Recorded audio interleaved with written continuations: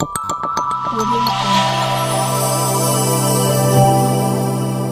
Jungle. अस्सलामुअलैकुम। मैं अब्दुल अहद आप तमाम देखने वाले को चहक मेंटर यूट्यूब चैनल पर खुशामदीद करता हूं। आइए आज हम बात करते हैं नियोजित टीचर्स की जो ये हालत, इस हालत के ज़िम्मेदार कौन है।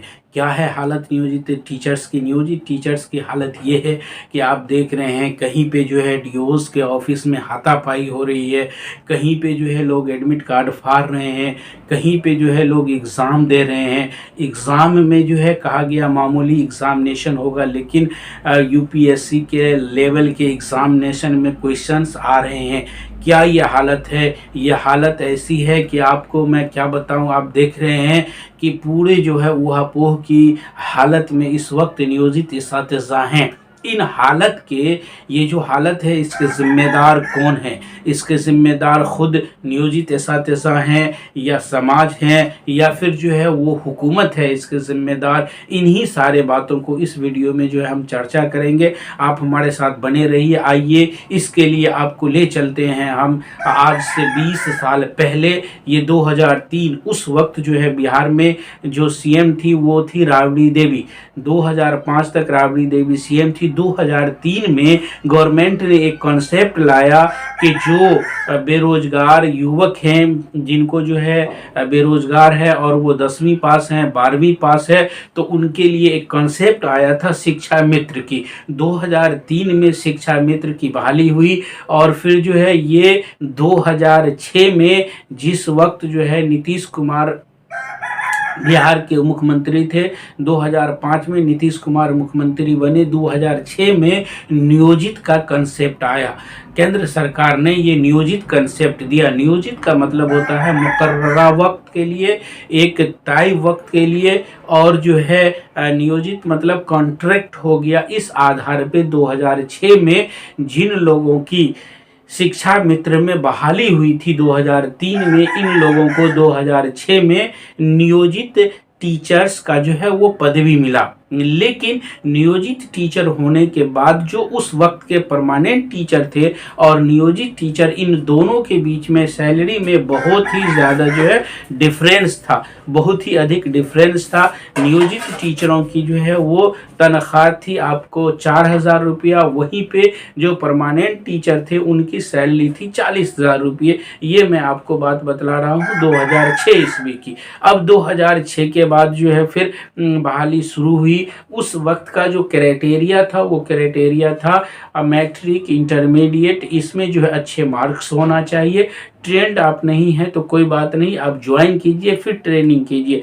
फिर 2006 के बाद 2007 में, 8 में, 9 में, 10 में, ये लगातार जो है 2003 से 2010 तक जो है बहाली हुई। इस बहाली का पैरामीटर सिर्फ मार्क्स और मार्कशीट था, इस पे बहाली हुई। 10वीं में जो है ये लाया टीईटी, टीचर एलिजिबिलिटी टेस्ट। लेकिन फिर 2013 में इन लोगों को कहा गया कि आप लोग जो है इस लायक हैं या नहीं है, इसके लिए आपको एक एग्ज़ाम्स देना होगा, और वो एग्ज़ाम्स था दक्षता का एग्ज़ाम। 2013 में जितने भी नियोजित शिक्षक थे उनको दक्षता का एग्ज़ाम देना पड़ा। दक्षता का एग्ज़ाम पास होने के बाद फिर जो है इनको कुछ सैलरी बढ़ी। 2015 आया, जो है उस समय भी मुख्यमंत्री नीतीश कुमार थे। इन लोगों ने अपने डिमांड रखा। अपने डिमांड रखने में इन्हें जो है आपको वेतनमान जो है उससे संघर्ष के बाद दिया गया। देने के बाद जो है फिर तसादुम जारी रहा गवर्नमेंट और शिक्षक तंजीमों के बीच में। फिर उसके बाद 2013 के बाद जो है 2011 में बहाली हुई, 2013 में बहाली हुई। अब ये लोग टीईटी के ज़रिए से आते थे। 2019 में एक गवर्नमेंट ने, सेंट्रल गवर्नमेंट ने ये लाया गजट, उसमें ये कहा कि जो भी लोग 31 मार्च 2019 तक ट्रेंड नहीं होंगे वो ऐसा तैसा के अहलियती के लायक नहीं रहेंगे, उनको जो है नौकरी से हटा दिया जाएगा। 2019 में जो है सारे लोगों को ट्रेंड किया गया। जो लोग बाकी रहे उन लोगों की नौकरी जो है, नौकरी से उन लोगों को हटा दिया गया।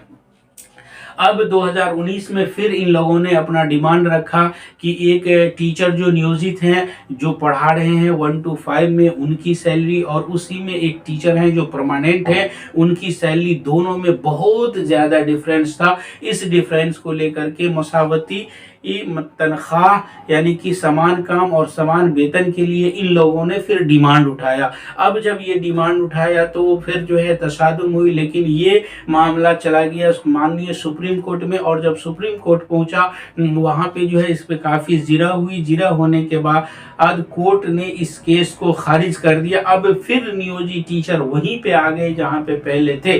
गवर्नमेंट ने इनकी हालत को देखते हुए इन्हें 15% का जो तनख्वाह थी उस तनख्वाह में 15% का इजाफा करके इन लोगों का सैलरी कुछ ठीक किया। अब इसके बाद फिर 2019 में मार्च में इन लोगों ने स्ट्राइक किया। अब स्ट्राइक करते ही फिर उसके कुछ दिन के बाद जो है कोविड-19 आ गया, जिसके वजह करके फिर इनको अपना स्ट्राइक खत्म करना पड़ा। अब जो है गवर्नमेंट से डिमांड था कि हम लोगों को जो है वो स्टेट एम्प्लॉई का दर्जा मिलनी चाहिए, और स्टेट एम्प्लॉई का दर्जा मिलने के लिए इन लोग काफ़ी जो है डिमांड किए। गवर्नमेंट के जानिब से भी ये कहा गया कि आप लोगों को हम स्टेट एम्प्लॉय बहुत जल्द आप लोगों को बना देंगे। अब इसको देखते हुए गवर्नमेंट के तरफ से बार बार आश्वासन दिया गया, कोई बात नहीं। इधर इस्तिज़ा की जो है लगातार बहाली होती गई, और 2022 तक के बहाली यानी कि 2011 से लेकर 2022 तक ये जो बहाली हुई वो टीचर एलिजिबिलिटी टेस्ट के जरिए से हुई। इनको भी नियोजित माना गया, और 2003 से लेकर के 2010 तक की जो बहाली हुई थी उसमें पहले शुरू में 2003 में शिक्षा मित्र वाले, फिर उसके बाद वाले, उसको सबको मिला करके नियोजित बना दिया गया। अब इनकी तादाद 3,68,000 या 3,70,000 कमोबेश 4 लाख के आसपास हो गए।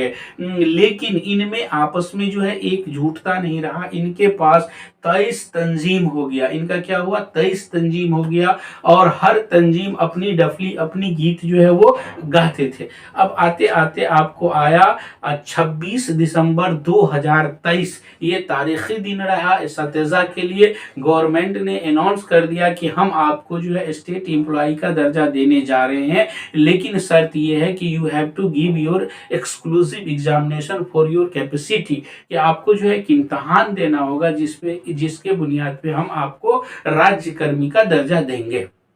ठीक है, गवर्नमेंट भी खुश, चलो हम राजकर्मी दर्जा लेने के लिए, हम एग्जाम देने के लिए तैयार हैं। अब एग्जाम की बात आ गई, फिर जो है उसका नियमावली आ गया। नियमावली आने में उनमें कुछ चीजें थी जिसका जो है इस्तिज़ा ने जो है विरोध किया। जिसमें क्या क्या था, एक तो ये था कि आपको जो है 3 जिला का ऑप्शन चूज करना होगा। वहां पे आपने भी इस्तिज़ा से सब तैयारी कर रहे थे, कुछ लोगों के अलावा कुछ इस्तिज़ा जो इसके विरोध कर रहे थे, बाकी लोग इस तैयारी में थे कि हम एग्जाम देंगे और राज्यकर्मी का दर्जा लेंगे। लेकिन उसमें एक कंडीशन ये था कि अगर आप 3 बार एग्जाम में पास नहीं करेंगे तो गवर्नमेंट एक कमेटी बैठाएगी, और वो कमेटी निर्णय लेगा कि उसे हमें क्या करना है। एग्जाम का डेट अनाउंस हो गया, फॉर्म भराया जाना था। इसी बीच में जो है एक कमेटी बनाई गई, और उस कमेटी ने ये निर्णय लिया कि जो भी टीचर 3 बार में एग्जाम पास नहीं करेंगे उनको नौकरी से हटा दिया जाएगा। अब ये सुनना था कि इन लोगों में बेचैनी तो थी ही। अब जितने भी संघ थे इसको ये इस गवर्नमेंट का अभी ये फैसला नहीं हुआ था, सिर्फ कमेटी फैसला दी थी। इसको सुनते ही सारे इस्तिज़ा तंजीम एक हो गए। एक होने के बाद इन लोगों ने निर्णय लिया कि हम एग्जाम नहीं देंगे, हम बगैर शर्त का राजकर्मी का दर्जा लेंगे। और इसके लिए 13 फरवरी को पूरे बिहार के जितने ज़्यादा से ज़्यादा तादाद में हो इस्तिज़ा पटना में जमा हुए। पटना में जमा होने के बाद पटना में जमा हुए और इन लोगों ने निर्णय लिया कि हमें जो है एग्ज़ाम नहीं देनी है, हम जो है इसका क्या करेंगे, मुखालफत करेंगे। ये हो गई इस्तिज़ा की भूमिका ये रही। अब आइए हम चलते हैं हमारा ये कि ये जो हालत है, इस हालत के जिम्मेदार कौन है। तो आप देख रहे हैं गवर्नमेंट ने शुरू से अब ऐसे ऐसे जब इनको वेतनमान मिला तो उस वक्त में फीटमेंट फैक्टर मिला, चाइनीज वेतनमान मिला, ऐसा ऐसा वेतनमान मिला जो इससे पहले किसी एसातिज़ा ने इस चीज़ को नहीं सुना था, इस फैक्टर के बारे में नहीं जाना था। अब आते हैं उसके बाद जो है कई सारे संघ के तंजीम है, जब बहुत ज़्यादा तशादुम एसातिज़ा के जानिब से होता है तो गवर्नमेंट कुछ चीज़ दे देते हैं। अब यहाँ पे एसातिज़ा एग्ज़ाम की तैयारी करेंगे या फिर उनकी बात मानेंगे, क्या करेंगे, इस तमाम हालत में जो है उलझे हुए हैं। इधर शिक्षा की स्थिति ये हुई कि 2003 से जो बहाली हुई थी 2010 तक, उनमें जो है बहुत सारे जो है लोग जो सिर्फ जो है सर्टिफिकेट के बुनियाद पे नौकरी पाए, तो सर्टिफिकेट में भी कुछ कमी थी। इस वजह करके बहुत सारे लोगों को जो है अपने सर्टिफिकेट सही नहीं होने के वजह से, फर्जी होने के वजह से वो नौकरी से हटाए भी गए। और गवर्नमेंट का कहना ये है कि अभी भी 4 लाख में 20% ऐसे हैं जिनकी जो है सर्टिफिकेट फर्जी है, जिनका फाइल फोल्डर अभी तक सही तौर से जो है जांच नहीं हो पाया है। उन लोगों को हटाने के लिए हम ये कर रहे हैं। अब लेकिन इसके वजह से जो अवाम एसातिज़ा है वो सब के सब परेशान हो रहे हैं। तो हम ये कह सकते हैं इन तमाम बातों के लिए जो जिम्मेदारी की अगर बात करें तो सबसे ज़्यादा जो है ये जाता है हुकूमत के जानिब, कि इसके जो है पूरे पूरे जिम्मेदार हुकूमत है कि आप जैसा एक रूल बनाए उस रूल के बिहाफ पे बहाली किए, तो वो रूल ही आपका जो है वो सही नहीं था। अब उसके लिए इनकी अहलियती जो 20 साल से जॉब कर रहे हैं उनकी अहलियती को अब आप टेस्ट कर रहे हैं, ये मुनासिब नहीं है। तो गवर्नमेंट को चाहिए कि इसके ऊपर जो है खास निर्णय ले।